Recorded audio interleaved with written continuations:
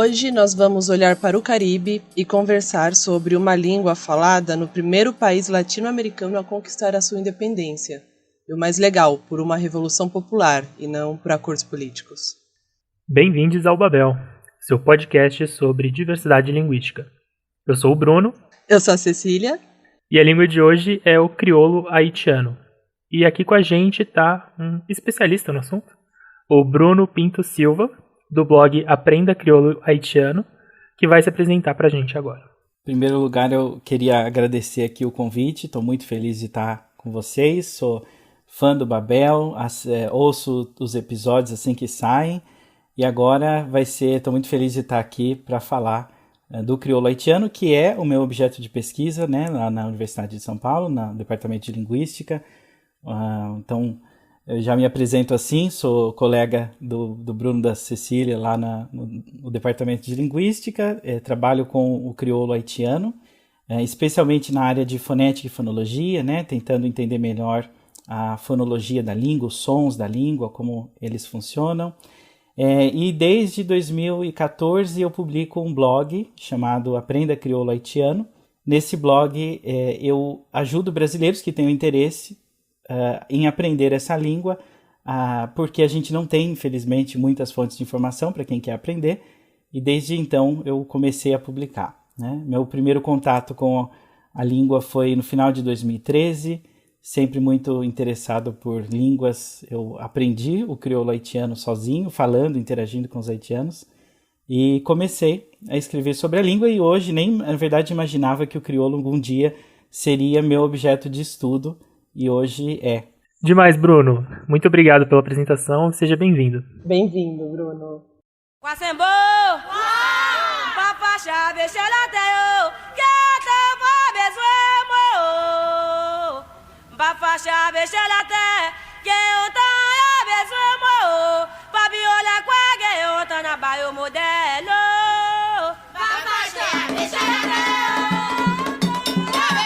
Então, Bruno, a gente tá numa fartura de Brunos hoje, né? Então, eu vou chamar o Bruno fixo daqui de Guide e o Bruno convidado de Bruno, pra qualquer coisa, tá? Então, Bruno, fala um pouco sobre essa língua, né? Onde ela é falada, situação, panorama atual dela. E tem uma outra pergunta também sobre o nome, porque o pessoal às vezes usa a terminação francesa, né, creole. Tem alguma coisa assim que pra gente aqui no Brasil é mais adequada de falar? Então, o crioulo haitiano, né, ou crioulo do Haiti, então os falantes mesmo, eles se referem à língua apenas como creole, né? Creole, na verdade, isso é comum em várias outras comunidades que falam línguas crioulas. Eles reconhecem a sua língua apenas como crioulo. Mas a gente chama de crioulo haitiano ou crioulo do Haiti. Não existe alguma coisa muito fixa, né, em relação a isso. Essa língua, que eu saiba oficialmente a nível nacional, ela é apenas a língua oficial no Haiti, desde 1987, pela Constituição do país. Mas existem muitos haitianos por toda a parte do mundo, grandes comunidades de haitianos nos Estados Unidos, na República Dominicana, Cuba, Canadá, França, Bahamas. No Brasil, a gente sabe que tem aumentado, e no Chile, né? Uma informação interessante é que eu não consegui confirmar se essa informação, na verdade, estava 100% correta, de que o crioulo haitiano seria uma língua oficial na cidade de Nova York. Mas eu consegui, num site oficial, descobrir a informação de que essa é a quarta língua mais falada na cidade de Nova York. E isso é interessante porque eu já estive lá, em lugares que tem comunidades de haitianos, e você vê placas em crioulo haitiano nas ruas, nos metrôs, né? Então a presença dos haitianos nos Estados Unidos é bastante forte também, assim como agora no Brasil cada vez mais. Que louco! E assim, os Estados Unidos não é uma nação de WASPs, né, de homens brancos protestantes há muito tempo e só finge que é, né? Tem uma curiosidade também, que é um país que tem né, que o crioulo haitiano é a maior língua minoritária, que é a República Dominicana, justamente, né, que faz bastante sentido geográfico ali, por ser justamente a mesma ilha, né? Eu consegui esses dados de Nova York, mas eu acredito que talvez a comunidade haitiana em Miami seja ainda maior, né? Miami tem tem ali bairros, regiões que se chamam até Pequeno Haiti, né? Little Haiti, porque a influência tanto a cultura, né, haitiana é muito, muito forte. Pode continuar então falando pra gente sobre de onde vem, né? Quando a gente vai buscar família, tronco linguístico, coisa assim. Fala um pouquinho aí desse passado dela. Bem, então essa é uma pergunta interessante, até um pouco controversa, né? Porque falar da família linguística de uma língua crioula, na verdade, já gerou muita discussão dentro da linguística, né? Existem algumas pessoas que propuseram que, na verdade, as línguas crioulas, como elas surgem a partir do contato de várias línguas, né? Um pouco diferente, né? De muitas outras línguas, diferente no sentido de que foi justamente o contato que possibilitou, que fez com que nascessem novas línguas, né? Não que as outras línguas também não tenham passado por contato, né? Mas alguns então dizem que os crioulos, eles não têm relação genética, nem, por exemplo, pensando no crioulo do Haiti, não tem relação genética nem com o francês e nem com as línguas africanas que participaram da formação dessa língua, né? No entanto, antes de criarem toda essa controvérsia acerca da família ao que um crioulo pode pertencer, o crioulo haitiano havia sido classificado por um linguista que trabalhava com essa questão de classificação genética como uma língua galo-românica. Então, ali aparentada, logicamente, com o francês, né, que contribuiu com grande parte do léxico das palavras do crioulo haitiano, né? On joue moins rien, on crier. On s'en vie m'a déployé. Gagne raison pour m'ta plaindre. Mais plutôt m'conter tout ça m'gagne. Des fois m'y t'aime des congolais. Mais l'aime tomber toujours levé. Sous des pieds moi qui porte moi. Côté tout sous l'eau a coulé. Bom, agora que a gente já tem um pouco do panorama sobre a língua, vamos mergulhar um pouco na história, né? Vamos lá para o território, né, onde está essa população que fala essa língua. Quem puder dar aquele pause agora, foi lá no Google Maps e dá uma olhada. Eu fui para o Haiti hoje, aliás, hoje à tarde, antes da gente gravar. Que é o que? Google Maps, Google Earth, é assim, né? A gente vai viajando. Quarentena. Porque vai influenciar um tanto assim na história, né? Mas voltando um pouco, a palavra Haiti vem da língua taíno, que era uma língua falada naquele território na época da chegada lá dos primeiros espanhóis e significaria terra de montanhas altas. Segundo Felipe Figueiredo, lá no Fronteiras Invisíveis do Futebol, que vai estar nas indicações, aliás. E essa língua, o taíno, é uma língua bem pouco registrada, né? Mas se sabe que era o principal idioma na região ali do Caribe, sendo falada em outros lugares, também como Porto Rico, o que a gente chama hoje, né, de Porto Rico, de Cuba, Jamaica, entre outros. Mas esse não é um episódio sobre taíno, né? Então, voltando. Os povos originários que viviam ali no período pré-colombiano, por estudos genéticos, eles têm parentesco com povos da bacia amazônica aqui. E eles foram dizimados em muito pouco tempo, em cerca de 25 anos. Tanto que quando a gente está aqui falando da base do crioulo haitiano, percebe que a gente não está falando de povo ameríndio, a gente está falando dos franceses e das populações e dos povos de origem africana. Então a gente tem, por registro de alguns autores, como um frei espanhol chamado Bartolomeu, sobre diversos genocídios praticados pelos colonizadores ali. Além do registro da primeira epidemia de varíola em território americano, que foi no ano de 1507, na ilha de Hispaniola. E a gente sabe também, retomando, né, alguns dos nossos episódios sobre línguas das Américas, que doenças foram usadas praticamente como armas biológicas. Aí o Colombo desembarcou na ilha de Hispaniola em 1492, mas a Espanha não estava assim tão interessada em ocupar esse espaço. Acabou sendo muito um lugar de passagem, um porto de parada, no caminho para os lugares onde eles conseguiam extrair bastante ouro e prata com facilidade, como o Peru, por exemplo. Então aquela região acabou não sendo muito frequentada não foi habitada por espanhóis, mas era muito frequentada por corsários franceses, também conhecidos como piratas. E por isso foi sendo cada vez menos frequentada até pelos espanhóis. Eles foram ficando com medinho.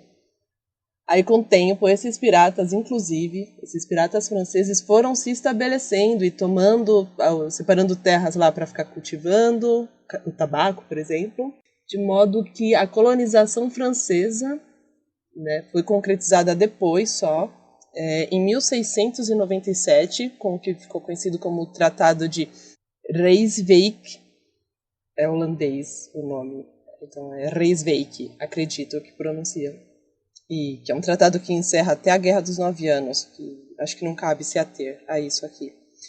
Mas é isso, é depois disso que começa a exploração da terra, inclusive para o cultivo de cana-de-açúcar, né, e de café, com base na mão de obra escravizada sequestrada da África. Inclusive, aquela região era conhecida como das colônias escravagistas mais violentas de todo o território americano, que o pessoal de outras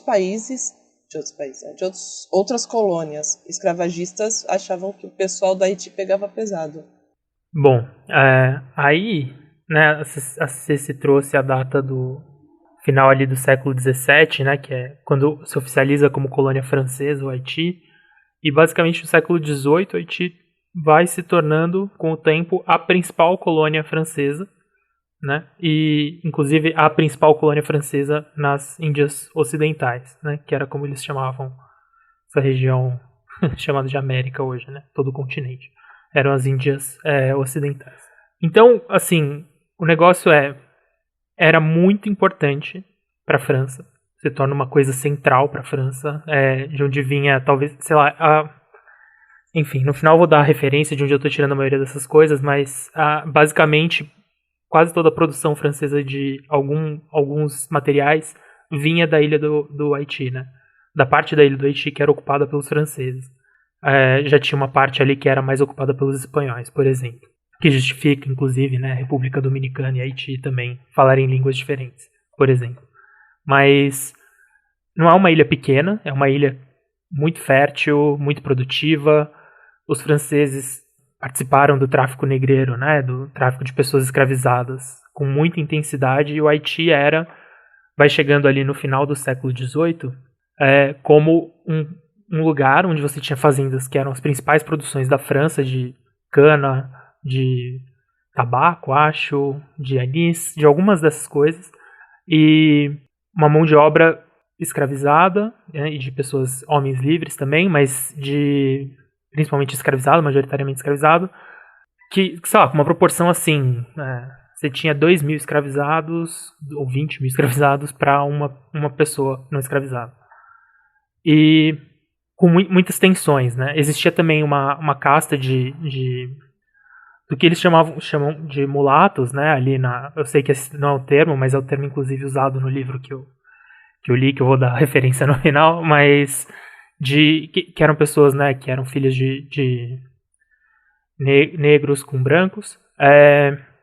Você tinha uma casta dessas pessoas que eram pequenos proprietários, que eram médios proprietários, tinha cidades em que você tinha essas pessoas enriquecidas. E quando você vai chegando mais para o final do século XVIII, tem um grande acontecimento, né? Que é a Revolução Francesa. E a Revolução Francesa meio que corta a cabeça de um sistema... Corta a cabeça, ponto. Que mantinha... corta várias cabeças, mas além de cortar várias cabeças literalmente, corta as cabeças figurativamente de um sistema que mantinha uma sociedade absolutamente desigual, né, com poucos proprietários de muitas terras e muito dinheiro, e que essas pessoas viviam numa ponte marítima ali entre Paris e o Haiti, que, enfim, tinha um bom trânsito ali na alta sociedade de Paris, de Marsella, e você tinha pessoas escravizadas que, enfim, eram tratadas de formas absurdas, né, violentíssimas, como a gente sabe, né, como existem diversas documentações falando sobre todos os tipos de violência que essas pessoas eram submetidas. E aí a Revolução Francesa desestabiliza um pouco isso e, ao mesmo tempo, tem um interesse, né, muito grande por parte até de outras forças, né, europeias, por exemplo, de você ferrar com os laços da principal colônia francesa na América, nas Índias Ocidentais, com o país. Até porque a Revolução Francesa estava botando no poder pessoas que ninguém queria que estivessem no poder, né? No caso, os jacobinos, que representavam uma ala mais à esquerda mesmo, né? Enfim, inclusive o termo à esquerda vem dos jacobinos e tal. Mas, então, se acaba criando todo esse clima, né? E uma radicalização da política na França. Junta disso um apoio de algumas outras forças imperialistas, né? Que estavam tentando ali ocupar esse espaço da França, cortar essas relações. Então você tem um papel do governador da Jamaica, por exemplo, que é uma colônia inglesa, tentando atuar e estimular. Você tem uma tentativa de invasão dos ingleses no Haiti. Só que tudo isso é resposta a um movimento legítimo e interno da ilha, né, por parte de pessoas escravizadas, né, que se libertam, de ex-escravos. No caso você tem, por exemplo, o principal nome, né, dessa primeira fase da Revolução Haitiana é o Toussaint Louverture, né? E eu falei Louverture, lê-se Louverture, mas eu não sei como falar em francês, faz tempo. Bruno. O outro Toussaint Louverture. Tem que fazer o biquinho do francês, Louverture, né? Isso. Lembrei das aulas. Mas o Toussaint, que eu não vou usar só o primeiro nome, porque a gente é próximo, mas ele mesmo, né, uma pessoa que viveu em estado de escravidão e foi liberto, teve uma formação militar e liderou esse movimento haitiano e, assim, criou todo um movimento. Ele era uma pessoa com muita visão, com muita habilidade diplomática, com muita capacidade militar. Então ele conseguiu reunir todas as forças internas da ilha, inclusive por exemplo, de alguns brancos, né, da ilha que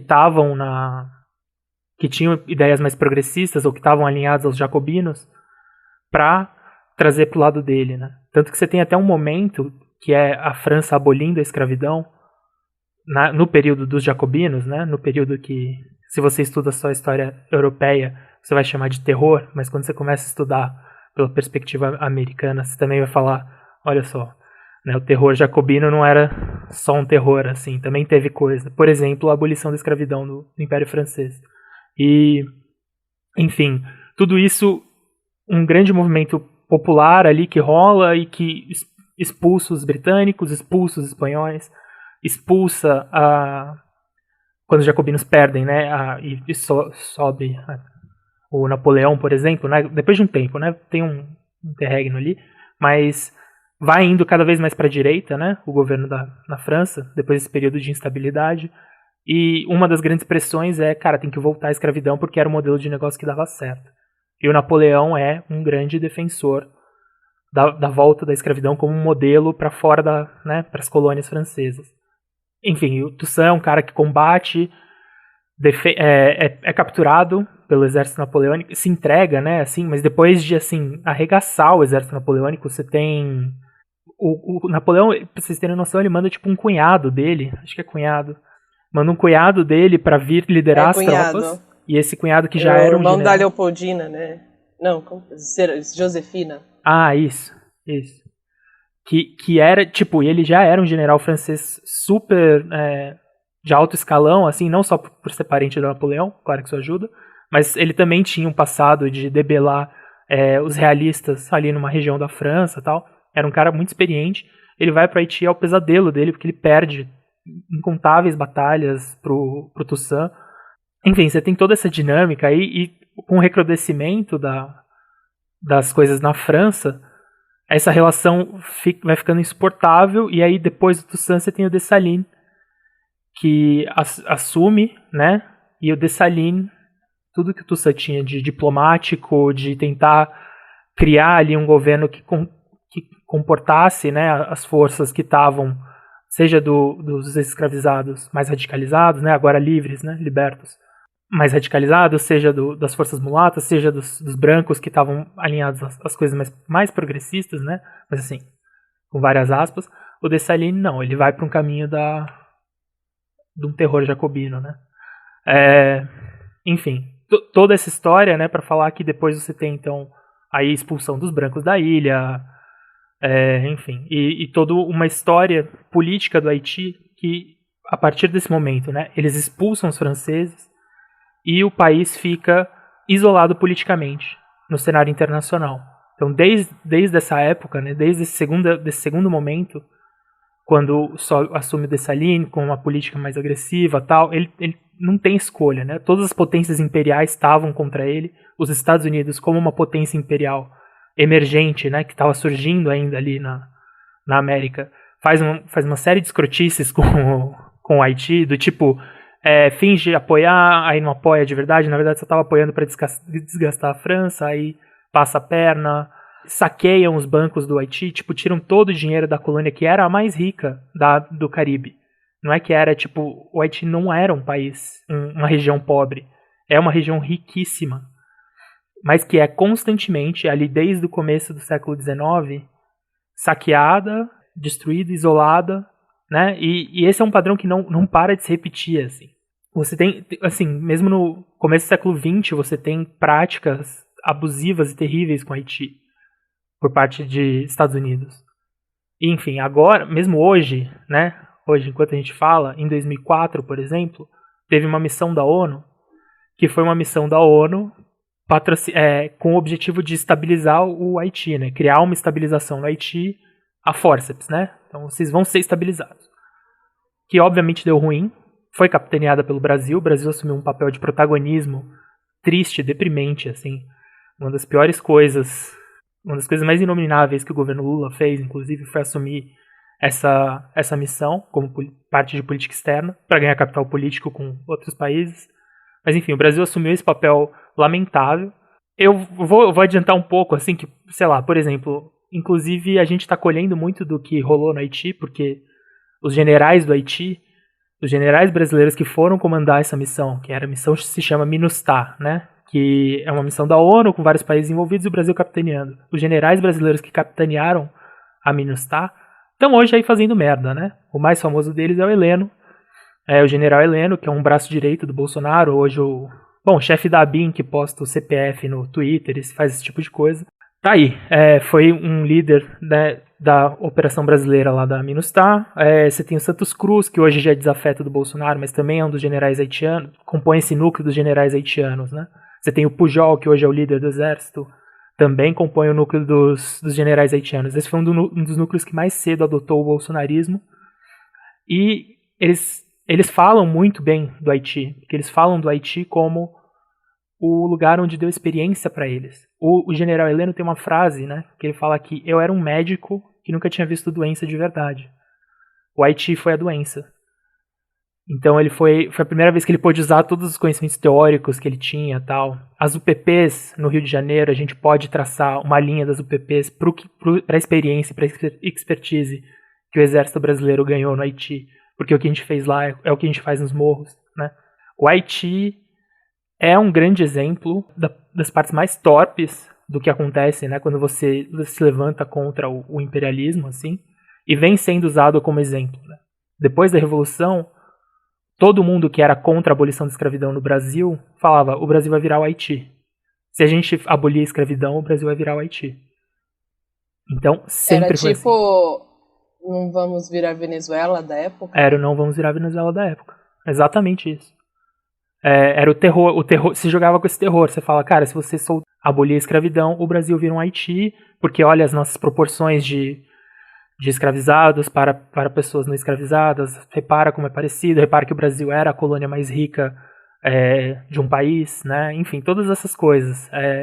Enfim, muito triste, mas também para falar como é um povo absolutamente resoluto, né? Que enfrenta todas essas coisas há muitos anos, assim, e enfim, produz uma arte foda que a gente vai mostrar ao longo desse episódio, que tem muita vida. Os haitianos estão vindo para o Brasil e, enfim, Todo mundo que eu conheço, inclusive já falei com pessoas reaça, que falam que os haitianos são excelentes, são pessoas incríveis, são pessoas muito legais e tal.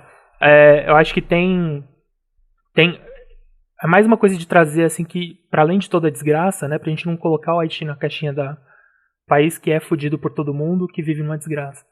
Mas que também é um país muito parecido com a gente, né? Muito, muito próximo, assim, um país muito irmão do Brasil. Não, bem, essa é uma história que vai ter reverberações da língua, né, de alguma forma.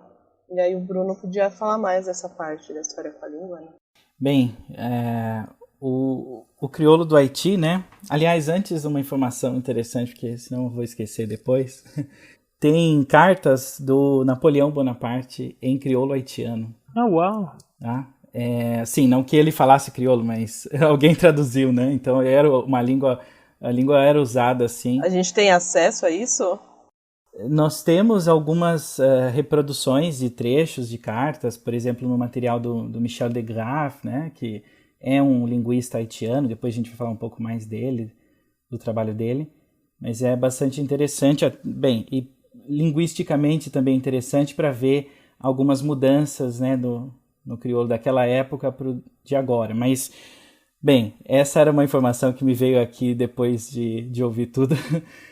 Mas ainda falando da questão da língua, o crioulo haitiano dali do Caribe, dos crioulos, é o mais falado, com o maior número de falantes, né? Então, são mais de 10 milhões de falantes. O crioulo haitiano como eu já até falei um pouco antes, é de base lexical, ou seja, que as palavras vêm majoritariamente do francês, 90% do francês, e é uma língua que nasceu a partir justamente do contato entre franceses e africanos escravizados, né? No século XVI, século XVIII. O Haiti naquela época era conhecido como Saint-Domingue, né? E os primeiros africanos chegaram ali no Haiti, eles vieram do Senegal, de Saint-Louis e Gorée, ou aportuguesando São Luís e Goréia, no Senegal. E mais tarde chegaram os da Nova Guiné. Também existe a documentação da chegada de 6 navios antes da década de 1690, todos da Senegâmbia.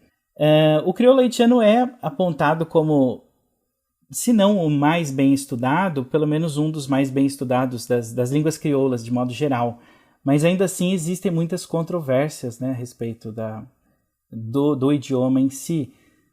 Por exemplo, eu já até falei sobre isso quando falei a respeito da classificação da genética, né, da família linguística. Então, alguns trabalhos defendem que traços do crioulo haitiano sejam de natureza africana, mas outras pessoas defendem que esses mesmos traços podem ser explicados também pelos dialetos franceses que eram falados ali no Haiti, né, especialmente os da Normandia. Então, de fato, é muito complicado dizer que traço é africano, que traço é francês, digamos assim, né?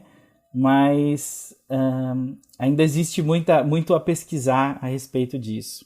Então, o que eu queria falar, que eu acho interessante abordar aqui, é o fato de que, apesar de o crioulo haitiano ser, de fato, a língua de todos os haitianos, né, e isso está reconhecido na Constituição, ao lado do francês, que também é tido como língua oficial no país, o que nós sabemos é que 95% dos haitianos falam apenas o crioulo haitiano. Então, a questão de ter o francês como língua é uma questão que fica mais no papel e fica restrita a minoria, a uma elite no país, na verdade, que tem acesso, né, à educação, que geralmente é feita, eu vou até falar sobre isso, exclusivamente em francês, né? Então, o Haiti não é exatamente um país bilíngue.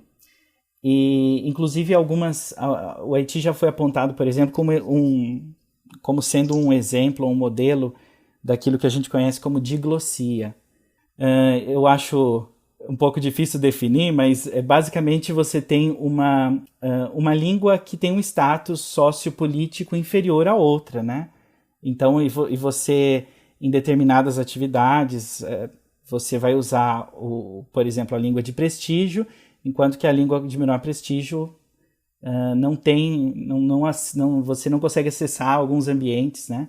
Cecília talvez tenha algo para falar sobre isso. Não, é que eu acho que é um termo que surge para falar de coexistência de línguas, mas que também pode ser pensado para variantes.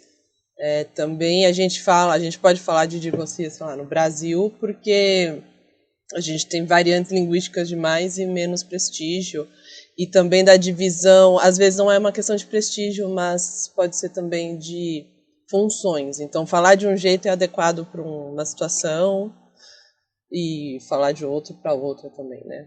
Sem dúvida, isso que você falou tem tudo a ver, né? Tem tudo a ver mesmo. Mas é interessante que um linguista haitiano, né, inclusive, que é o Yves Dijan, ele fala uma coisa que... Ele fala o seguinte: o Haiti não é um exemplo de diglossia.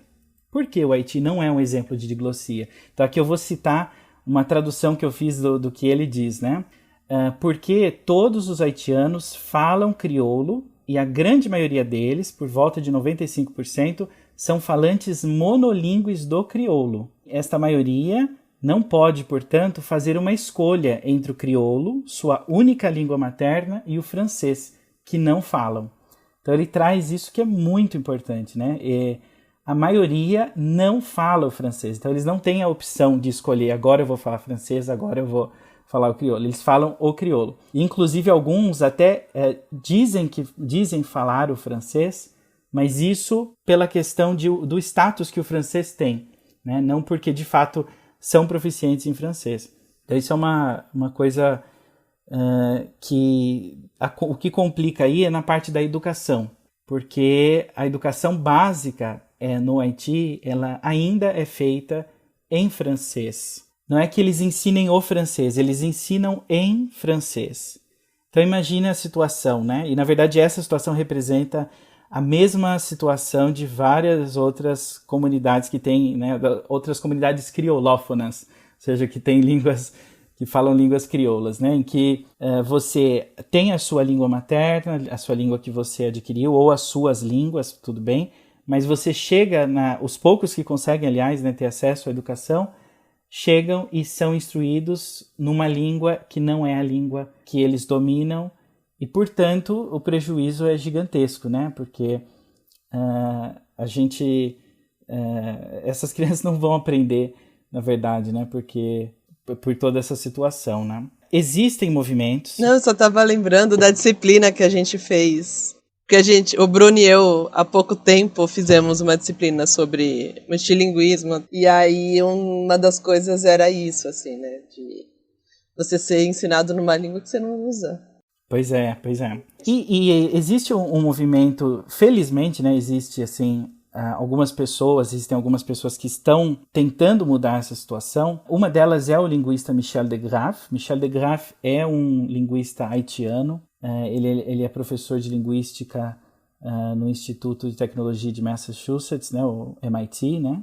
E ele tem um projeto que se chama MIT Haiti, que é justamente para promover a elaboração de material didático em crioulo haitiano, né? E, logicamente, o uso desse material em sala de aula, para que as crianças possam ser instruídas em crioulo haitiano, possam aprender matemática, ciências e assim vai em crioulo, né? Coisa que alguns dizem ser impossível, né? Mas ele tem mostrado que de maneira alguma. É muito interessante ler o material do de Graff comentando toda essa situação, porque ele traz diversos exemplos de aulas que ele observou lá no Haiti. Ele traz algumas situações. Tem uma que eu sempre gosto de comentar, que eu acho que exemplifica bem um ponto importante. Não apenas as crianças estão sendo ensinadas numa língua que não é a língua que elas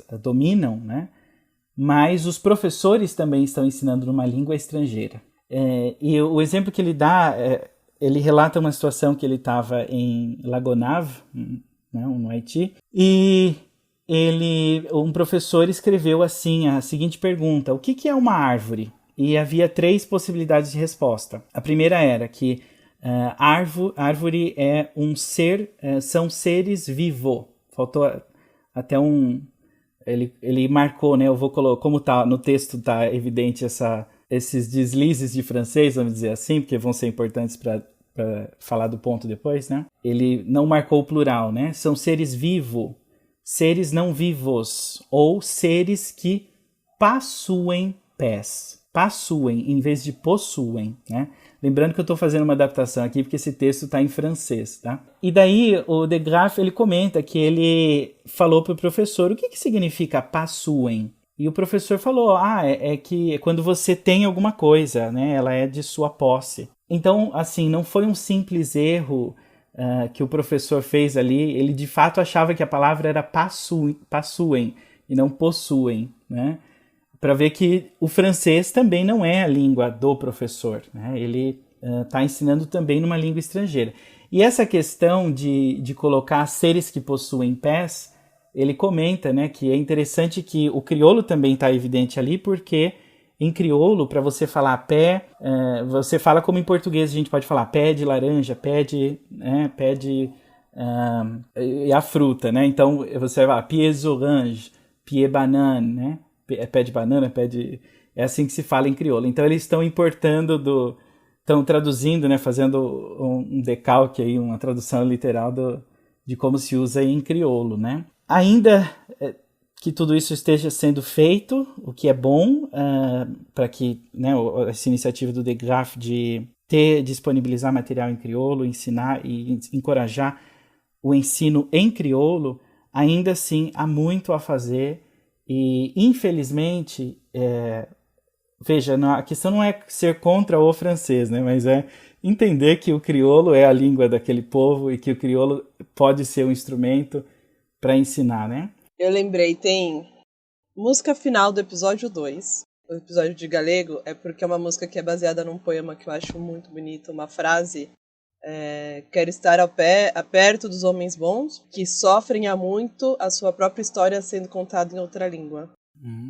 Então, e infelizmente já ficou também essa crença nos próprios falantes de que o crioulo é uma língua inferior em relação ao francês, em que de fato, então você ouve coisas do tipo, né? O crioulo não tem regras, não tem gramática, coisas que a gente até ouve até às vezes em português, né? A gente tem que aproveitar e lembrar os ouvintes aqui de que todo mundo aqui domina a gramática do português, né? Não depende de nenhum livro para saber as regras do português.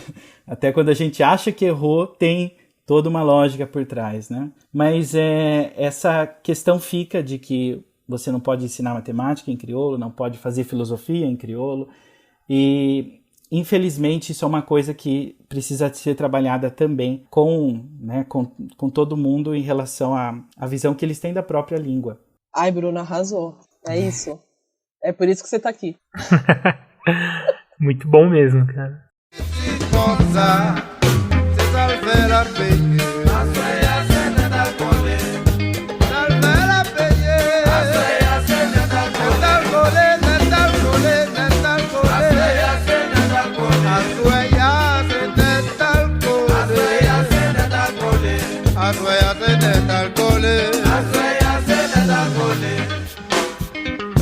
Bruno, vamos ouvir alguém falando, então, crioulo haitiano? Conta pra gente o que você trouxe de áudio.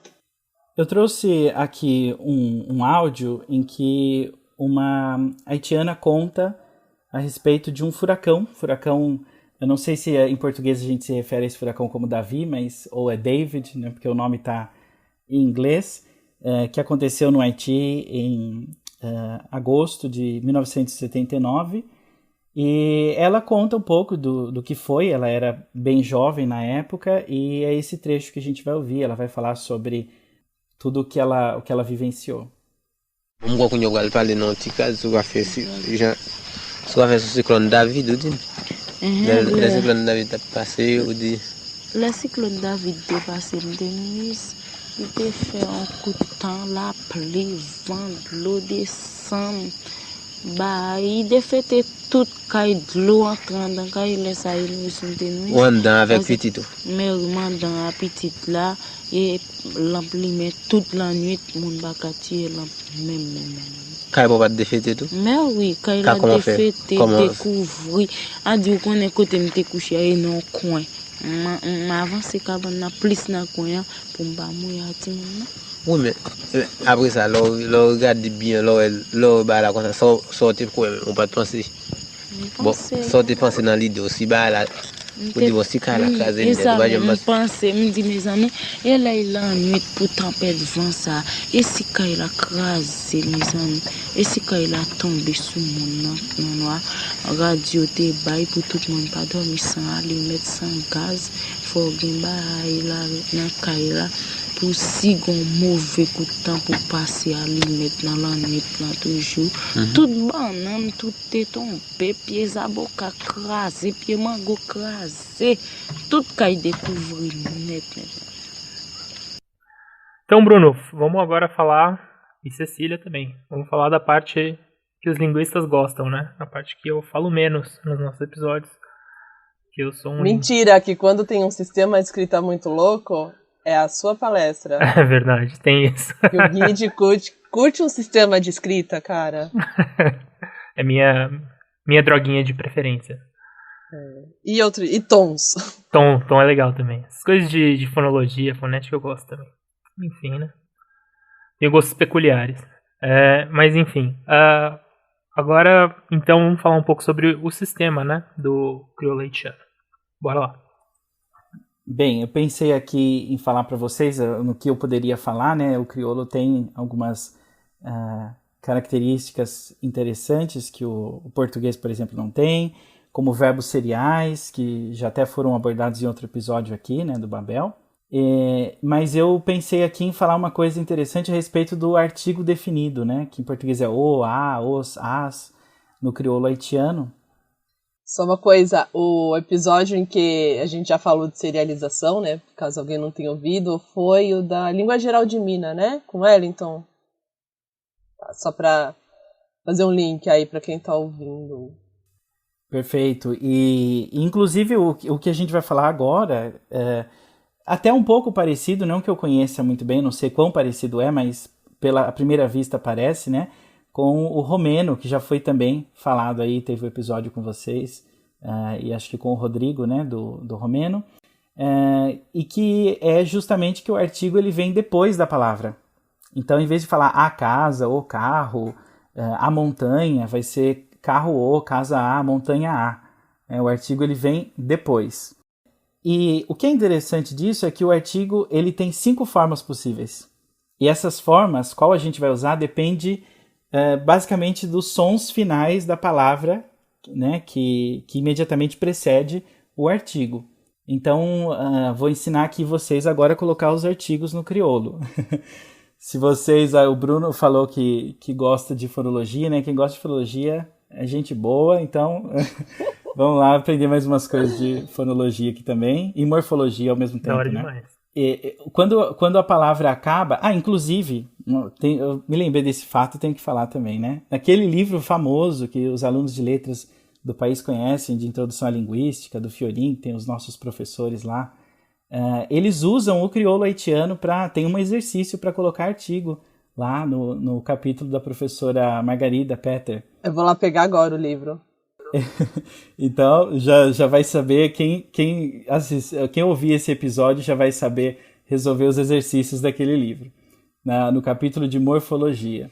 Bem, se a palavra termina em consoante, você usa o artigo lá, a forma lá. Se ela termina em consoante nasal, né, por exemplo, M, N, vai ser o NA. Se ela termina em consoante oral, mas antes veio uma vogal nasal, eu vou exemplificar isso daqui a pouco, tá, gente? Só tô dando as regras primeiro. Vai ser a forma LAN.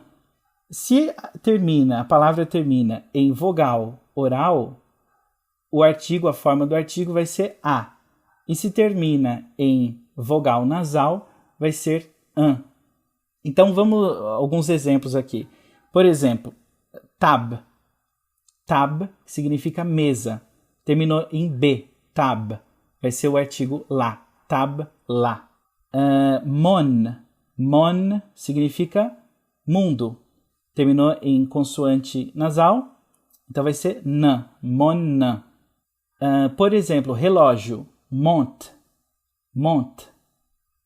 Terminou em T, mas antes desse T veio uma vogal nasal. On, né? Terminou em ont. Então vai ser l'un. Montre, l'un. O relógio. Bateau. Bateau, terminando em O, terminou em vogal oral. Então vai ser A. Bateau A. E, por exemplo, pão, que é pain. Pain, terminou em en. Né? Uma vogal nasal. Portanto, pain. O pão. Né? Só a diferença do romeno é que no romeno eu sei que fica junto com a palavra. Em crioulo fica separado, né? Mas assim, na escrita. Isso, na escrita, claro. Mas na hora que fala, você vai falar tudo junto, né? Exato, Bem, espero não ter confundido consoante com vogal aqui, porque espero que se eu confundir, vocês corrijam mentalmente aí. Mas aí agora eu quero sair daqui falando crioulo, né? Eu vi, por exemplo, o que eu consigo falar com mais facilidade. Bateau A. Então não tem marcação de gênero no artigo. Não tem marcação de gênero no artigo. Então não vai ter. São só essas formas, né? E não tem masculino e feminino como no português. Ai, já me ajudou. Tem plural? Tem plural. E o plural eu vou falar daqui a pouco porque tem uma coisa interessante do plural. Mas só fazer uma pequena observação, que é bem ao contrário do que a gente... Não, assim que a gente marca a gente para de marcar número e marca só gênero com o nosso artigo, né? A gente fala os pão. Não, merda, a gente não a gente mexe marca, no artigo. a gente só não concorda. A gente aqui em São Paulo, né? O que eu vou falar tem a ver com isso, eu acredito que tem a ver com isso, mas só para adiantar, o artigo definido no plural, né, os e as seria em português, é io. Então não tem todas essas diferentes formas, né? É um só. Então para eu falar, agora a Cecília já sabe. Cecília, agora é uma aula. Como que eu falo as mesas? Ai. Tab lá, a mesa. O plural agora vai ser io. Tabio? Mas tab em plural é tabs? Não, só vai ser marcado no artigo. Que demais. É justamente isso que eu quero falar daqui a pouco, porque parece muito com o português, que é o que o Bruno já... Exato. Então, assim... É português daqui, da nossa variante. Exato. É o português que a gente ouve aí nas ruas do Brasil. Que a gente fala... Mas assim...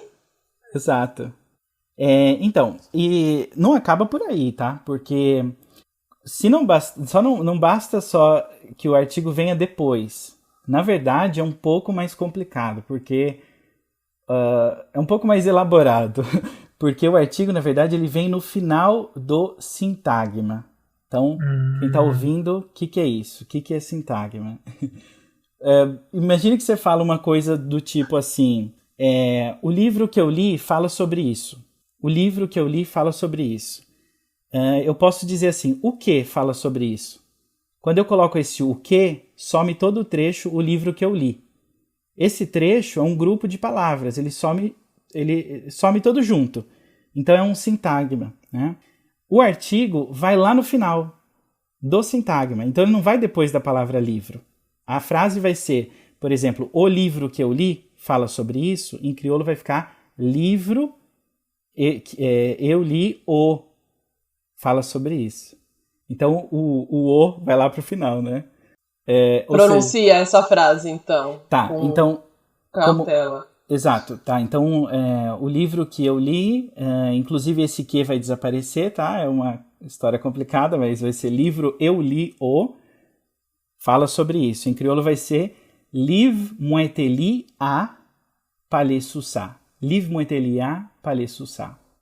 Bem, então essa concordância, vamos chamar assim, porque essa questão toda que eu expliquei de quando vai usar o lá, o a, o an, tudo isso vai depender não da palavra exatamente a que aquele artigo está fazendo referência, né? Como o livro. Que livro é liv. Liv terminou em V, né? Uma consoante. Vai ser, o livro seria liv lá. Mas como ele vai lá no final do sintagma, ele está depois do pronome li. Ou seja, acabou em vogal. Então vai ser o A que você usa. Então, liv muito li A. Muito interessante, não é? Nossa, que demais. Nossa. Sim, esse é muito interessante. E, bem, essas regrinhas aqui, né? O que eu passei é o que mais acontece, mas, logicamente, tem língua, tem variação. Então, tem uma pequena variação também no que pode existir aí. Por exemplo, onde você espera lá, pode aparecer também lã. Mas onde você espera lã, não pode aparecer lá. Onde você espera a, pode aparecer também an. Mas onde você espera an, não pode aparecer a. Ou seja... Ficou uma música do Chico César, isso que você falou agora. Onde aparece tal, não aparece X, né? Pois é. Tem que se utilizar de todos os recursos para aprender, né? Para aprender tudo isso. Mas a questão é que é interessante que até a variação é interessante, porque a gente sabe que toda língua tem variação, essas variações também respeitam umas lógicas assim, né? Então, não é colocar qualquer coisa lá. É que tem, né? Você pode colocar um ou outro, mas nesse caso você não pode. Então, é muito interessante. Depois vão me dizer que... Depois a gente vai falar um pouco disso, né? Daí vem gente dizer que línguas crioulas são menos complexas, né? Então, eu acho que... Acho que é o gancho, inclusive, pra gente falar sobre essa história de crioulos, né? E acho que você provou muito bem que não é uma língua mais simples. Nossa, então vamos discutir esse conceito de língua crioula, que eu acho que é uma contribuição muito grande aqui nesse episódio até. Porque a gente vai ver que o conceito de crioulo não é de base linguística como se tentou provar, né? Então, mesmo é um termo que ele surge para falar de várias coisas, né? Não só de língua. E vem lá do período da ciência moderna, né? Junto com esse iluminismo europeu, que o ápice a gente acaba colocando lá no século XIX com a formação dos Estados nacionais, dos Estados modernos, né? E eles vão fazendo umas buscas por purificação, e essa purificação vai tanto nas ciências, né, de separar não, isso aqui é o objeto, é a natureza pura sem sociedade, como se sociedade não influenciasse na ciência, né, os objetos. E isso vai para os povos, para a purificação de povos, de raças e para a purificação de línguas. E aí tudo que não é puro, as formas híbridas, elas vão automaticamente sendo tratadas como formas inferiores, né? Mas agora o Bruno fala um pouco mais sobre o conceito de crioulo aqui pra gente. Então, Cecília, só para falar aqui uma coisa antes de a gente entrar até nessa discussão, né? Só ainda sobre a questão lá, que para quem está ouvindo, que queria saber do plural, que eu falei que ia falar, é que o io, que é o os e as, é a única coisa que marca o plural, né? O plural, ele é marcado no artigo, então você vai falar, é como se você falasse os livro, as casa, e é interessante a gente pensar nisso, porque o que no português do Brasil é uma questão de variação, nessa língua é uma regra, né? E isso acontece muito, né? Para mostrar também que falar os livro não tá tão errado assim como as pessoas acham, né? Essa língua é perfeita. Essa língua é perfeita. Sem dúvida. Devia ser a minha língua materna. Pois é. Mas entrando aí nas nossas questões controversas, né? A gente precisa falar disso. Esse termo crioulo, ele parece que se originou lá no século XVI, provavelmente do português, inclusive, pode ser do espanhol também, mas muitos dizem que é do português. E era usado como uma designação etnográfica, né? Então, aqueles que nasciam nas colônias europeias, aqui nas Américas, eram denominados crioulos. Se eu não me engano, até planta já foi chamada de crioula, porque tudo que era exótico era denominado assim. E, com o tempo, esse termo também passou a ser empregado para as línguas que esses povos falavam, né? Por isso que a gente tem as línguas crioulas. É interessante que, eu acho que, para situar o ouvinte aí, quem está nos ouvindo a respeito do... Se você for agora no Google, ou até se pegar um manual de linguística, as línguas crioulas são explicadas da seguinte maneira. Eles contam que existe um ciclo de vida. Tudo começa da necessidade de você falar, interagir com, né, outras pessoas, um povo em que você não tem uma língua comum com esse povo, e dessa interação surge uma língua provisória que possibilita essa conversa, que seria um pidgin. Pidgin, inclusive, parece que veio do inglês business, né? Nem parece tanto, mas ou seja, do inglês negócios, parece que surgiu lá em Cantão, na China. E daí, a questão é que, com o tempo, essa língua ela passa a ser falada numa sociedade, né, de tal modo que daqui a pouco até as crianças adquirem essa língua como língua, né, materna. De modo que, agora, essa língua teria, então, passado a se tornado um crioulo. Então, a diferença de pidgin e crioulo seria que pidgin não tem falantes nativos e crioulos têm falantes nativos.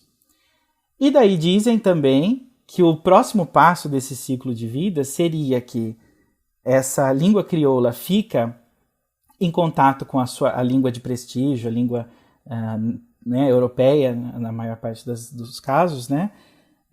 Se não em todos, que daqui a pouco ela se descriouliza, ela perde suas características crioulas. Características essas que ninguém define muito bem, né? Na verdade, assim, dizem isso, mas quais são essas características, né? E essa ideia, ela nasceu, então, de que essas línguas, elas passam por esse processo. Vieram várias outras tentativas para explicar a gênese das línguas crioulas, né? O nascimento dessas línguas, o surgimento dessas línguas.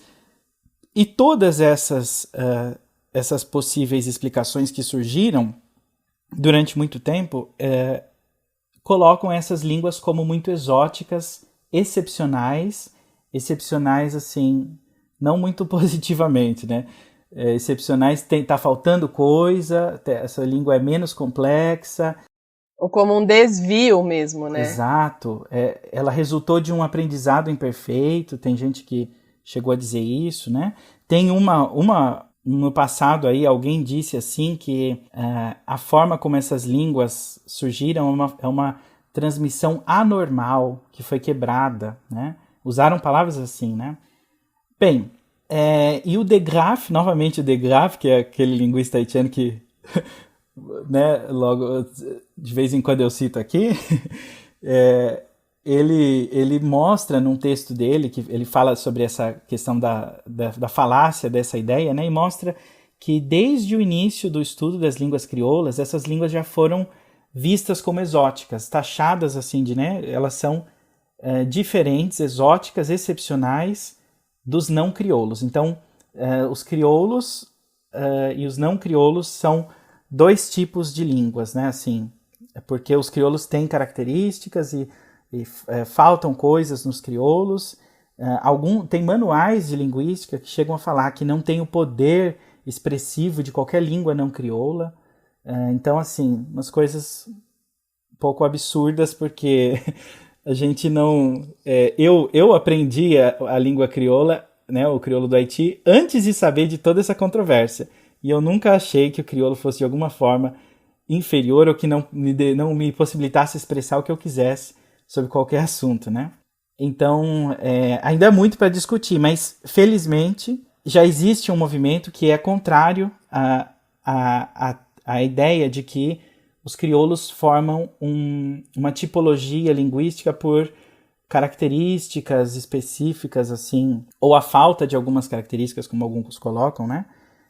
E que enxergam que esse rótulo, na verdade, tem mais a ver com a sócio-história da língua, do povo, né? Então, por exemplo, agora a gente vai falar do Mufuene um pouco, né? A Cecília conhece bem também, e ele é aquele que né, traz essa questão, que você pode definir um pidgin, um crioulo, mostrar que tiveram histórias distintas, e é por isso que eles recebem esses rótulos, né? Mas não que tenham algo que os faça muito diferentes, né, das línguas que não têm esses mesmos rótulos. Porque tem uma coisa tem uma linguística que se estabelece muito fortemente no século XX, principalmente, mas não vem daí a base, de colocar, vamos tratar como puramente linguístico, e aí pega essas coisas que são sociais, são políticas, e trata, não, a gente está fazendo uma definição puramente linguística. Só que a gente vê que não faz muito sentido, por exemplo, chamar o que se fala nas colônias, chamar isso de crioulo, e não chamar de crioulo, por exemplo, o português. O português enquanto um crioulo do latim. Porque se a gente for mais assim, é para falar de linguística, entre aspas, pura, os processos não dá para, assim, separar, sabe? É a mesma coisa. Mas ele é um contexto europeu, é uma outra coisa, então a gente precisa, assim, assumir que tem as dimensões de poder junto com a língua na hora de criar essa terminologia, né? E isso é uma contribuição que o Mufwene traz, né? Que eu acho interessantíssima, a hora que faz essa comparação desses processos. Pois a gente, eu acho que por algum tempo, né, a linguística de modo geral, a linguística histórica, se for talvez mais... ela olhou assim para o contato de línguas como uma coisa muito... o contato não é natural. E, na verdade, o contato de línguas é muito natural, né? E os processos envolvidos no contato são os mesmos processos que você... Lógico, você tem que entender todo o contexto, mas, por exemplo, que você vai aprender uma língua, né? A aquisição de uma segunda língua, de primeira língua, tem muito a ensinar também sobre como surgiram essas línguas, né? E entender, logicamente, todo o contexto, porque, é intrigante, a linguística tem que continuar investigando isso. Por que é que essa população específica não aprendeu essa língua-alvo e, em vez disso, surgiu uma outra língua? Isso a gente tem que entender. É muito interessante, mas justamente olhar para essa questão, desse contexto social, vai dar muitas respostas, né? Por exemplo...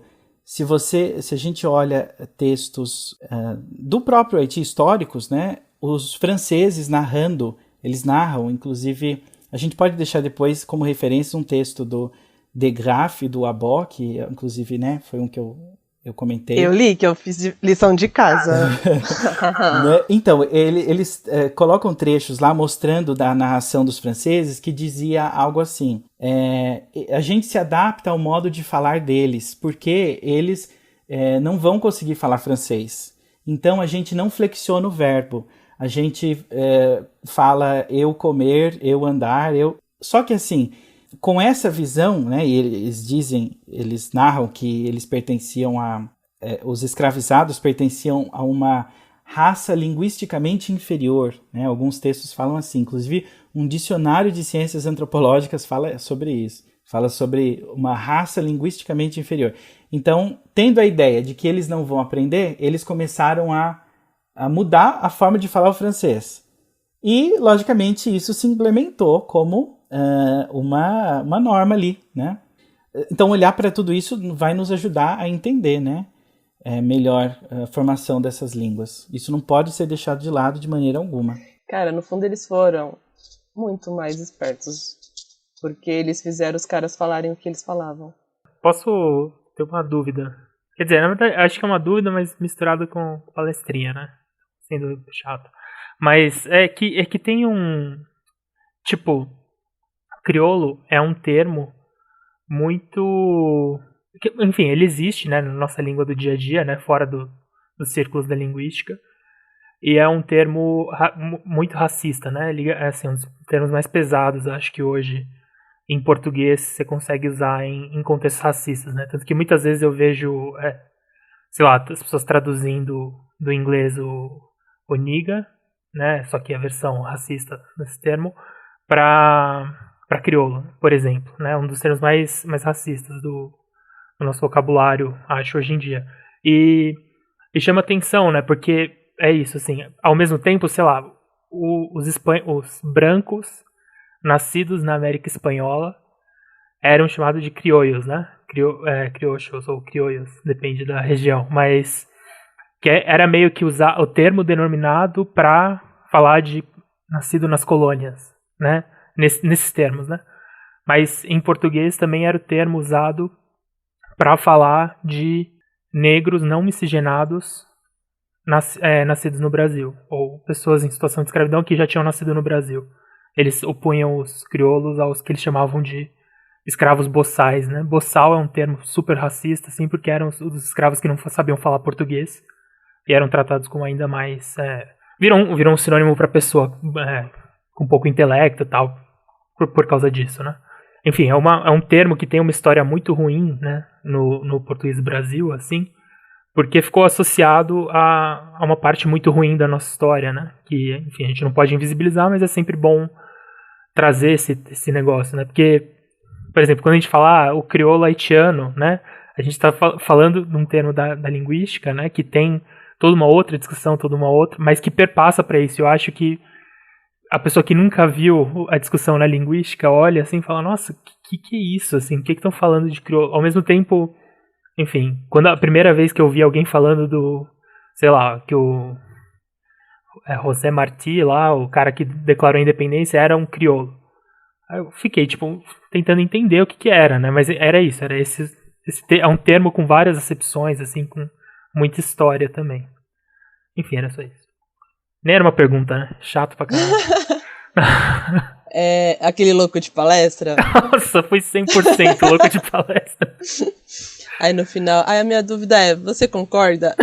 Mas não, Bruno, foi pertinente, não foi louco de palestra não, amigo. Inclusive, até esse texto que tem escrito pelo Abó e o De Graaf, mostra como o termo era usado para tudo que era, tipo, tinha uma coisa europeia, mas nascia na América. E isso, assim, pegou uma planta da Europa, plantou aqui, o que nasceu aqui é crioulo. E aí, curiosamente, tudo que nascia aqui era inferior ao que nascia lá.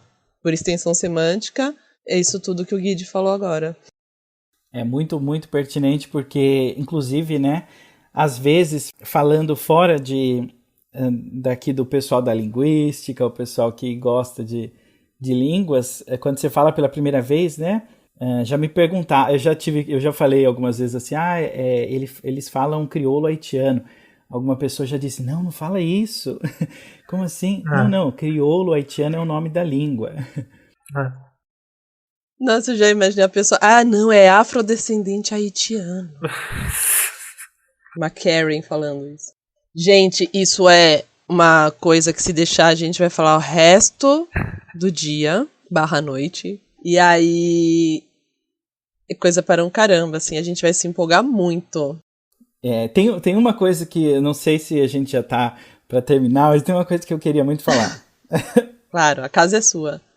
É o seguinte, né? Eu, então, trabalhando com o crioulo haitiano, eu tenho percebido o seguinte, a gente conhece muito pouco as línguas crioulas de modo geral. Do crioulo haitiano eu posso falar com mais propriedade, porque não só é a língua que eu pesquiso, mas essa língua que eu aprendi já falo há alguns anos, né?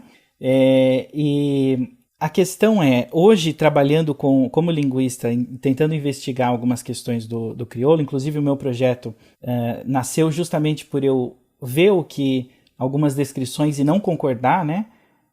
Até porque hoje a gente tem muito mais possibilidade de fazer descrições bem mais acuradas, bem mais minuciosas, né? Bem mais confiáveis por ter instrumentos, né? Principalmente em fonética, fonologia. E a questão hoje eu estou voltando a algumas questões, revisitando a descrição do sistema de sons do crioulo, né? E eu estou me deparando com alguns problemas grandes. Por exemplo, a falta de estudos históricos sobre essa língua, porque essa língua é tida como ela se desenvolveu de uma maneira anormal. Ela se desenvolveu de uma maneira excepcional. Ninguém estudou como a gente tem contado a história do português, mudanças de sons, por exemplo, né? E também não existem estudos sociolinguísticos sobre a língua. A gente ainda não entende exatamente a variação, e a gente sabe que variação tem de todos os tipos, né? Por geográfica, ou então aquela que também a Cecília já havia falado, num contexto você usa uma forma de se expressar que em outro contexto pode não ser adequada, e você faz essa adequação, né? E quando você olha para a língua sem entender a sócio-história da língua, sem entender a história da língua, né? Como o que é histórico e o que de fato está na língua naquele momento, você de fato acha que a língua é irregular, como alguns falam, por exemplo, da nasalização. A nasalização no crioulo é irregular. Mas você não sabe qual nasalização aconteceu lá atrás, e foi uma coisa que aconteceu lá atrás, e qual está acontecendo agora. E a regularidade existe, porque as pessoas estão falando, estão se comunicando, as crianças estão aprendendo de maneira regular. Então, eu prefiro achar que pensar que eu não estou achando a regularidade do que simplesmente assumir que a língua é irregular, né? Então, é isso que eu queria falar. Ótimo.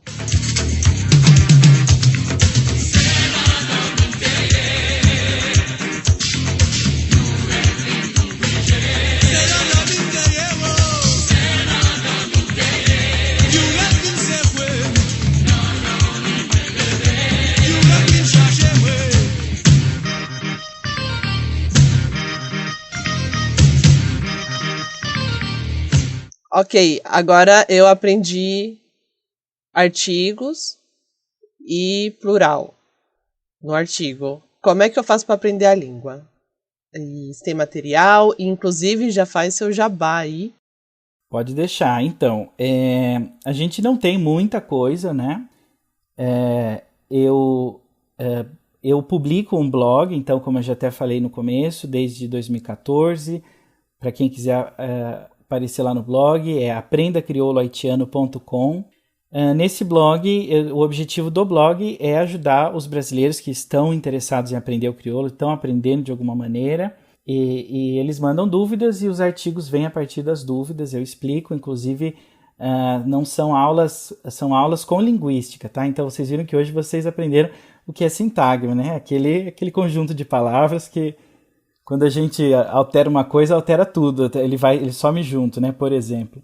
Então, a ideia do blog é justamente ser uma fonte para pessoas que estão tentando fazer alguma coisa em prol dos haitianos, né? Então já me escreveram médicos, né? Dentistas, advogados e muitas pessoas que se casaram com haitianos, né? Que construíram famílias com haitianos. E os haitianos vão estar muito, né? Assim, a gente vai ter uma geração de brasilo-haitianos aí muito grande, que os haitianos estão se casando com os brasileiros, né? Ou haitileiros. Exato. Exato. Fazendo aí uma mistura, né? Mas lá no blog vocês podem aprender bastante coisa. Com o tempo foram me pedindo cursos, eu dava cursos. Infelizmente eu não consigo acompanhar fazer mais turmas assim, mas o que eu fiz é gravar alguns cursos, e tem uns 4 ou 5 cursos disponíveis lá que vocês podem comprar para fazer, para aprender o crioulo, e eu dou toda a assistência, né, para o aluno. E, bem, eu estou percebendo que existe necessidade de estar em outras plataformas. Eu estou no Instagram também, @crioulo_haitiano. Mas em breve, quem sabe a gente esteja em outras plataformas para fazer ter mais aulas aí disponíveis em vídeo, e assim vai. E fiquem de olho que de vez em quando eu dou cursos lá na USP também. Já dei 2 vezes no ano passado. Foi uma experiência muito interessante. As duas, tanto em fevereiro quanto em junho ou julho, que eu dei o outro, foi turma assim lotada, 70 pessoas, e as 70 pessoas fizeram o curso. E cada um desses cursos, então fiquem de olho que sempre que tem oportunidade eu tento oferecer lá também. Legal, e no momento em que esse podcast for ao ar, o Bruno estará no meio de um desses cursos aí, né? Isso. Eu separei umas coisas aqui, né? Uma coisa que eu citei antes foi o Fronteiras Invisíveis do Futebol, o número 86, é sobre o Haiti. É bem bacana. De podcast, né? Aí, publicações... Bruno, Guide, você quer falar de outro podcast? Quero, eu tenho um podcast também. Pra gente separar por sessões, Isso. né? Por mídias. Isso. Eu tenho um podcast também, na verdade, bom, eu tô muito feliz que eu vou poder falar do Medo e Delírio em Brasília, que é um podcast que eu gosto muito, né? Mas ele é sobre conjuntura do Brasil, né? Eles fazem um clipping ali de notícias, de portais de notícias sobre política brasileira. Enfim, tem um ritmo super, super engraçado, né? Mó Hermes e Renato dos podcasts, assim. Acho que essa é a definição. Mas muito bom. E, só que por que eu tô falando deles, né? No episódio dos dias, os episódios são sempre por dias, né? O episódio dos dias 767, 768, 769 falam sobre a doação que o Brasil está tentando fazer de testes para a Covid vencidos para o Haiti. E aí, para falar disso, né, para falar desse absurdo, né, o Pedro Daltro, que é o escritor, e o Cristiano Botafogo, que é quem faz o podcast, né, quem narra o podcast, eles fazem também a relação, trazem todo o histórico das operações militares do Brasil no Haiti, não todo, mas trazem o histórico das operações militares do Brasil no Haiti, em específico uma operação, que é a Operação Punho de Ferro, que é um massacre conduzido pelo Heleno, né, assim, com a anuência do Heleno, com orientação do general Heleno, que rolou numa periferia de Porto Príncipe, se eu não me engano, que acabou com a morte de 77 pessoas, entre elas mulheres e crianças, porque a orientação que ele deu é a orientação que dão nas favelas do Rio de Janeiro, falou atira para matar, se forem buscar corpo, atira também, porque amigo de bandido é bandido também. E foi isso uma missão da ONU, né, trazer paz para o Haiti. Então eu queria recomendar bastante, porque esse podcast traz um pouco de recorte de várias outras notícias, tal, tem outras referências mais completas e pode ser uma boa fonte para estudar um pouco dessas relações recentes do Brasil e Haiti. Olá, eu sou a Letícia Dacker do podcast Pistolando, que eu faço junto com meu amigo Thiago Corrêa. Nós somos amigos da Cecília e do Bruno Guide, também fazemos parte da podosfera antifascista, e eu estou aqui neste momento para corrigir um erro gravíssimo do Bruno, que foi não recomendar o nosso episódio número 57 de março de 2020, que fala exatamente sobre a ONU no Haiti.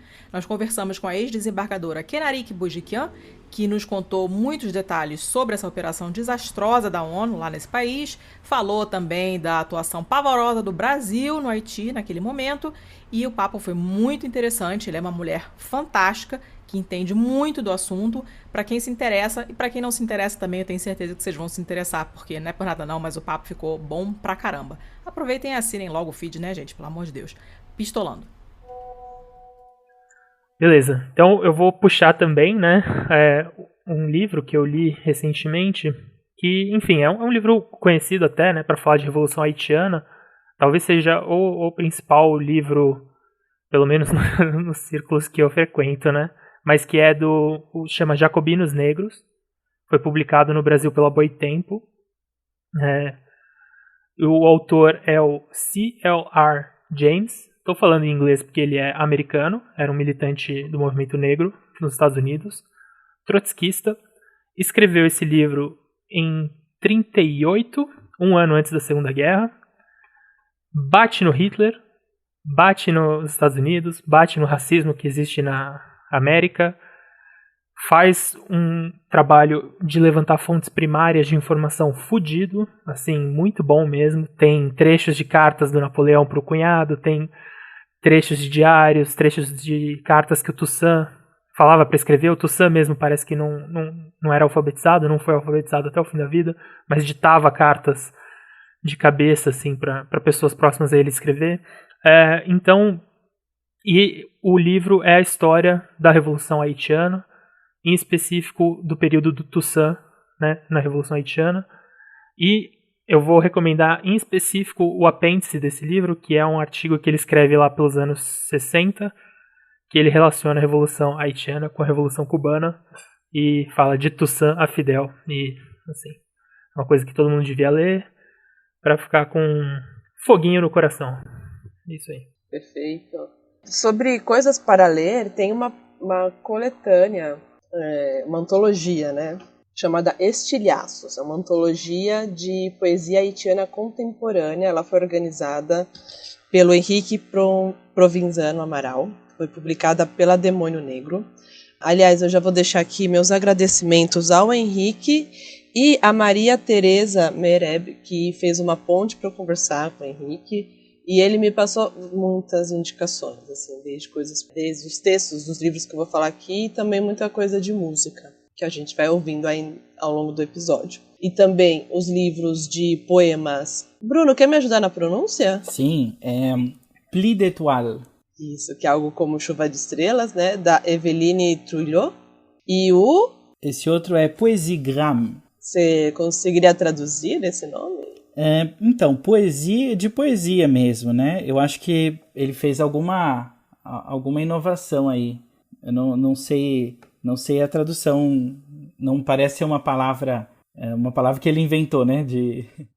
Do Jean Mapou, essa, né? Esses dois poetas estão vivos e já foram traduzidos pelo Henrique, aliás. E também o romance Desafio, do Franck Etienne. Estou arrasando, ó. Aí, na mídia do audiovisual, tem um filme chamado Haiti, Mon Amour.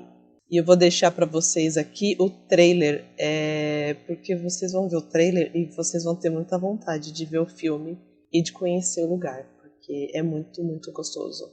Bruno trouxe também uma indicação de documentário, né? Isso, essa indicação do documentário está na Amazon Prime Video, né? E se chama Travessia Brasil-Haiti e justamente vai mostrar a realidade dos haitianos, né? Essa questão aí no Brasil, né? A vinda deles. Bem, relacionando ao Brasil e mostra inclusive brasileiros que têm se esforçado para poder se comunicar com eles, poder ajudá-los a se integrar aqui à sociedade brasileira. Legal.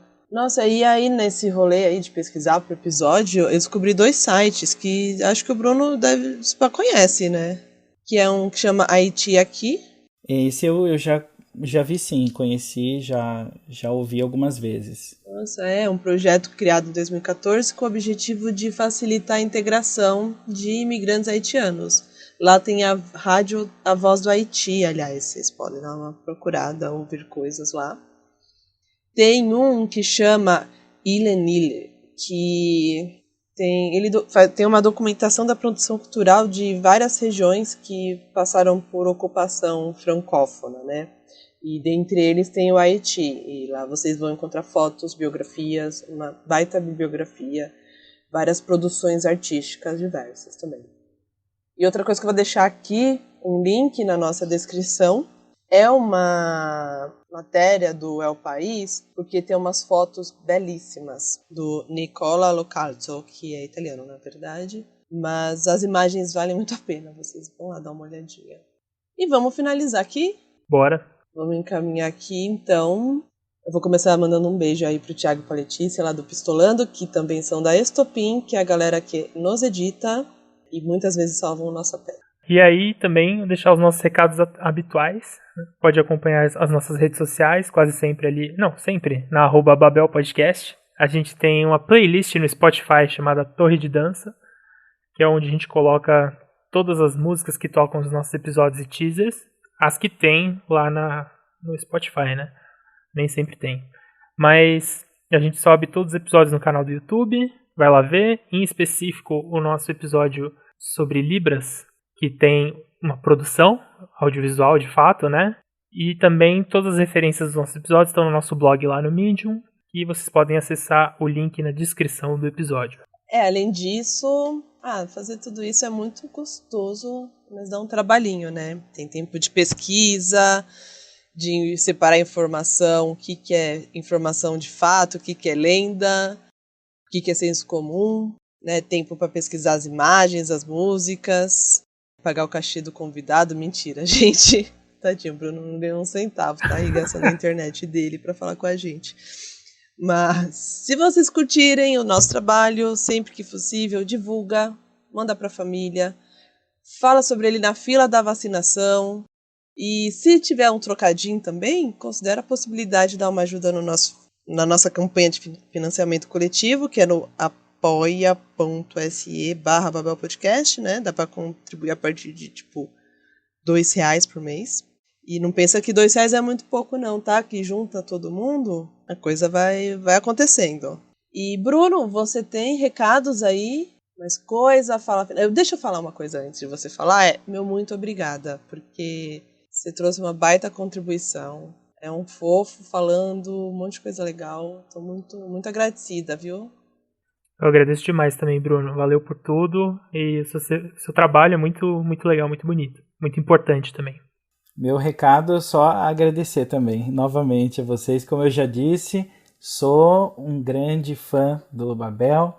Vocês fazem um trabalho incrível que eu estou acompanhando. Espero que agora também o meu público que estiver me ouvindo aí, que me acompanha também, siga o Babel e se aventure aprendendo mais línguas e mais sobre as línguas. Perfeito. Então, Bruno, faça um momento radialista e anuncie a música que a gente vai ouvir agora para finalizar esse episódio. Então agora tomei aqui conta do Babel Podcast e vou oferecer a vocês uma música que é a música Haïti C, pelo artista Mika Ben. Vamos ouvir essa música aí e viajar ao Haiti.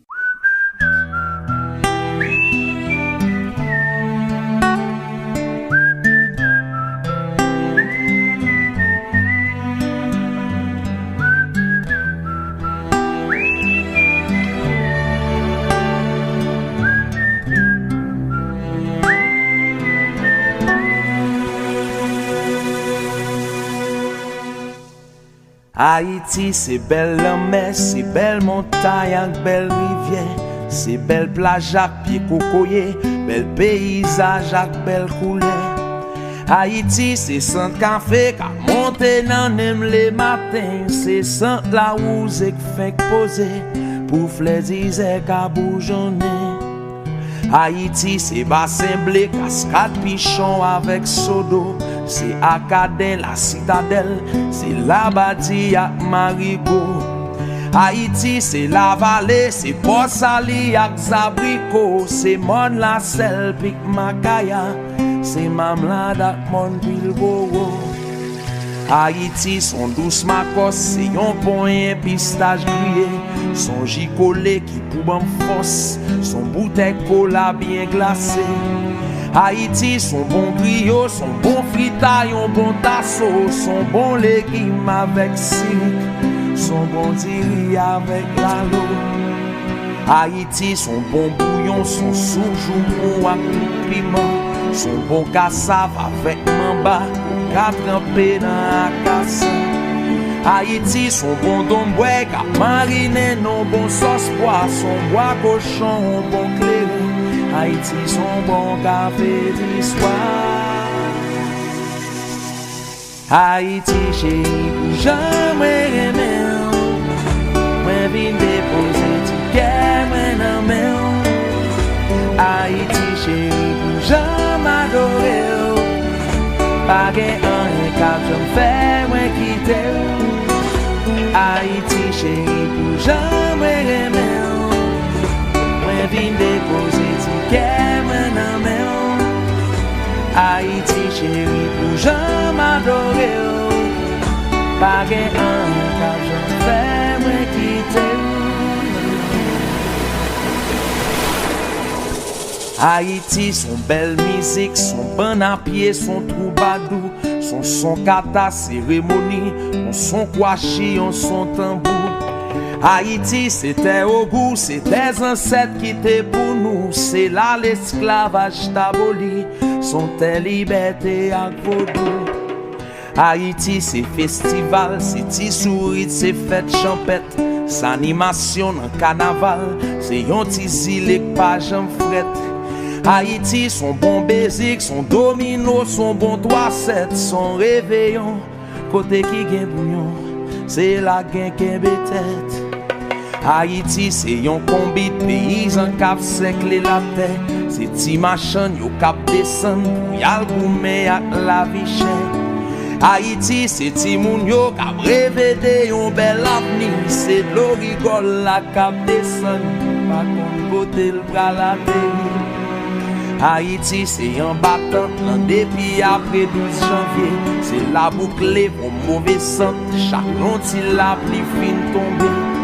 Haïti c'est sous béton pour qu'on la vraie réalité. C'est une qui triste mais grâce à Dieu, c'est pas lui seulement qu'à chanter. Haïti chérie pour jamais aimer. Moi vin déposer ticket moi nan men. Haïti chérie pour jamais adorer. Pa gen an kap jom fè mwen kite ou. Haïti chéri pou jan mwen remè ou. Mwen vin depose tikè mwen nan mè ou. Haïti chéri pou jan m'adore ou. Pa gen an kap jom fè mwen kite ou.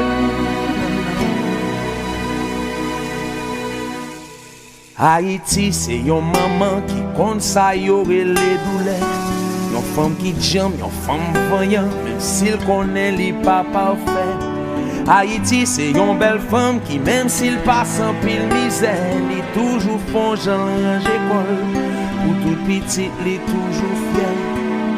Haïti c'est tout bagaille ça yo qui fait que nous remercions. Et même si route la longue connaît, n'a toujours là pour nous aider. Haïti chéri ou met kouem pa gen rien ka fèm kite ou. M'a toujours là pour chéri, kite musique sa dolote. Pap jan kite.